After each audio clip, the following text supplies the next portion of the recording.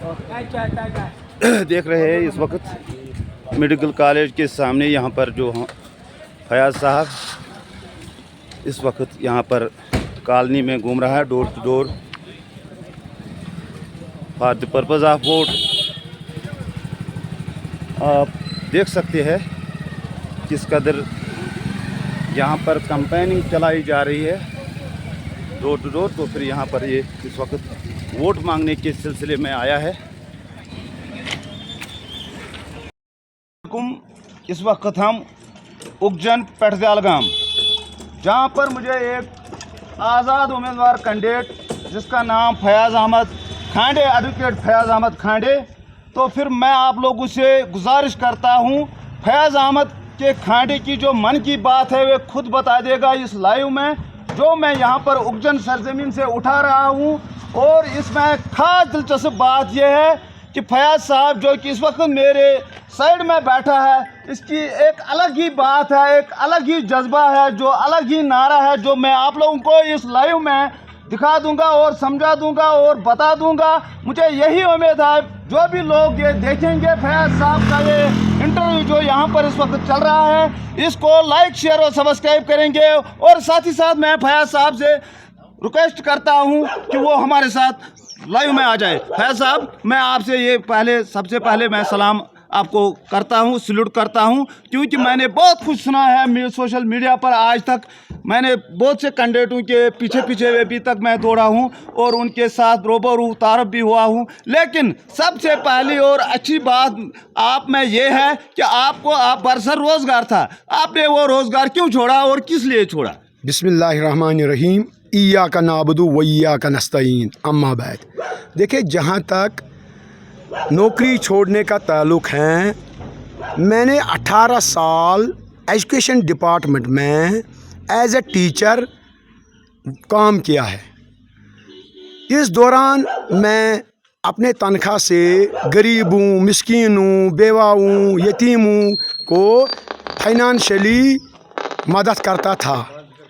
लेकिन चंद साल गुजरने के बाद मैंने ये महसूस किया, मैं इस नतीजे पर पहुंचा कि मैं हर किसी की मदद कर नहीं सकता, क्योंकि मेरा जो तनख्वाह है वो एक लिमिटेड है। तो मैंने सोचा, मैंने गौर फिक्र किया कि पॉलिटिक्स में आने के बाद एज एमएलए मैं एक अच्छा रोल अदा कर सकता हूं, क्योंकि एमएलए के पास फंड्स होते हैं।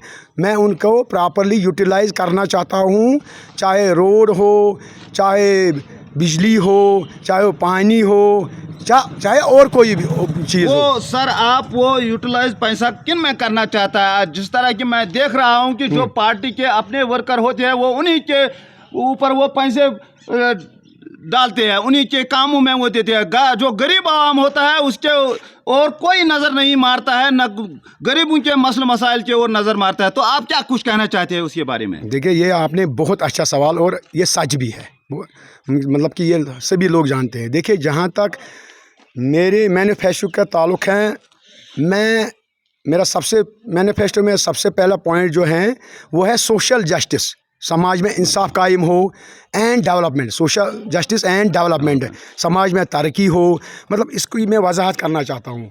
नंबर 1, गरीबों की बात कोई सुनता ही नहीं, उनके लिए कोई पैकेज नहीं है। देखो, हमें मालूम है कि किसानों के लिए पैकेज हैं, लेकिन गरीबों के लिए कोई अच्छा पैकेज नहीं, स्पेशल पैकेज नहीं हो। चाहे इसमें बेवा औरतें हो, उनको 1000 मिलता है, उसमें आप ही बताइए 1000 में मार्केट में क्या आएगा? ये चाहे उसमें डिसेबल्ड पर्सन हो जो कि भीख मांगने पर मजबूर होते हैं कि उनके पास कोई, क्योंकि वो काम नहीं कर सकते हैं, चाहे आंगनवाड़ी हो, आशा वर्कर हो। इसी तरह मैंने एक अलग एक पॉइंट मैनिफेस्टो में रखा, वो है डिजिटल लाइब्रेरी। मैं चाहता हूँ, मेरा दिल चाहता है, मेरा इरादा है कि हर गांव में एक डिजिटल लाइब्रेरी हो। उससे क्या फ़ायदा होगा मैं वजाहत करना चाहता हूँ। मिसाल के तौर पर कोई आईएएस एस्पिरेंट होता है जो आईएएस एग्ज़ाम क्वालिफाई करना चाहता है, कोई केएस एस्पिरेंट होता है, कोई नीट एस्पिरेंट होता है, इसी तरह इंजीनियरिंग में कोई अच्छा काम परफॉर्म करना चाहता है, इंजीनियरिंग एग्ज़ाम क्वालिफाई करना चाहता है, تو میں چاہتا ہوں انہیں ایک ڈیجیٹل لائبریری کا پلیٹ فارم ملے, فری ایجوکیشن ملے, ادھر کوئی فیس نہ ہو, صرف فارم سبمٹ کرنا ہو, اور اس کے بعد جو بھی وہ ڈاؤن لوڈ کرنا چاہتے, اسی طرح ادھر گائیڈ بھی ملیں گے, وہ میں پرووائڈ کروں گا. پروفیسرس ملیں گے, ریٹائر پروفیسرس, اور کچھ ایسے بھی ہوتے ہیں جو پرائیویٹ سیکٹر میں کام کرتے ہیں, وہ بھی ادھر اویلیبل ہوں گے, اس کا فی میں دوں گا. اسی طرح ہم نے ایک لا باڈی تشکیل دی ہے, کیونکہ آپ نے سنا ہوگا PSA پبلک سیفٹی ایکٹ کے تحت, UAPA کے تحت, اسی طرح پوٹا کے تحت بہت سارے نوجوانوں کو اریسٹ کیا جاتا ہے. تو میں چاہتا ہوں اس کے لیے میں نے ایک لا باڈی تشکیل دی ہے کہ 5 سینئر لائر میں نے اس میں ہائر کیے ہیں, تاکہ جو غریب ہیں اس کو صرف میرے پاس آنا ہے کہ مجھے یہ کیس جیتنا ہے, مجھے انصاف چاہیے, میرے پاس فیس نہیں ہے. تو میں صرف اس میں انکوائری بٹھاؤں گا کہ کیا یہ واقعی انصاف کے لائق ہیں, تو یا چاہے واقعی غریب ہیں, کیا اس کے پاس ریسورس نہیں ہے. بس یہ انکوائری ہوگی, اس کے بعد اس کا کیس پلیڈ کیا جائے گا free, without any cost, free of cost. تو اور ایک بات میں فیاض صاحب آپ سے پوچھنا چاہتا ہوں, وہ یہی ہے کہ آپ ڈیولپمنٹ کے بارے میں تھوڑی سی جانکاری دیں, کیونکہ ہمارے یہاں کافی ڈیولپمنٹ کم ہوئی ہے, تو اس کے بارے میں آپ کیا کچھ کہنا چاہتے ہیں؟ دیکھیں, ڈیولپمنٹ کا جہاں تک تعلق ہے, ہمیں پہلے ایجوکیشنل انسٹیٹیوشنز کو ڈیولپ کرنا ہوگا, کیونکہ ایجوکیشنل انسٹیٹیوشنز کو جب ڈیولپ کریں گے, اس میں سے ایڈمنسٹریٹرس نکلیں گے, IAS آفیسر نکلیں گے, ڈاکٹرس نکلیں گے, انجینئرس نکلیں گے, اسی طرح بہت سارے IPS نکلیں گے, سافٹ ویئر انجینئر نکلیں گے. جب سوسائٹی ڈیولپ ہوگی, خود بخود ڈیولپمنٹ خود آ جائے گا. کیونکہ آج تک کوئی بھی قوم ترقی پذیر نہیں ہوا جب تک کہ اس میں ایجوکیشنلی ساؤنڈ نہیں ہوا, ایجوکیشنلی ڈیولپ نہیں ہوا. ہم امریکہ کی بات کریں گے, وجہ کیا ہے, وہ آگے جا رہے ہیں, سپر پاور ہیں اور آگے جا رہے ہیں. اس کی مین وجہ ہے ادھر ریسرچ زیادہ ہو رہا ہے, ادھر ڈیفینس پر زیادہ بجٹ ہے, ادھر ایجوکیشن پر زیادہ بجٹ ہے. ہمارے ملک کی بات کیجئے, یہاں پر ایجوکیشن پر بہت کم بجٹ ملتا ہے. تو میں آپ لوگوں سے یہی امید رکھتا ہوں کہ جو باتیں آپ نے کہی ہے, اس کے علاوہ میں اور ایک بات آپ سے پوچھنا چاہتا ہوں.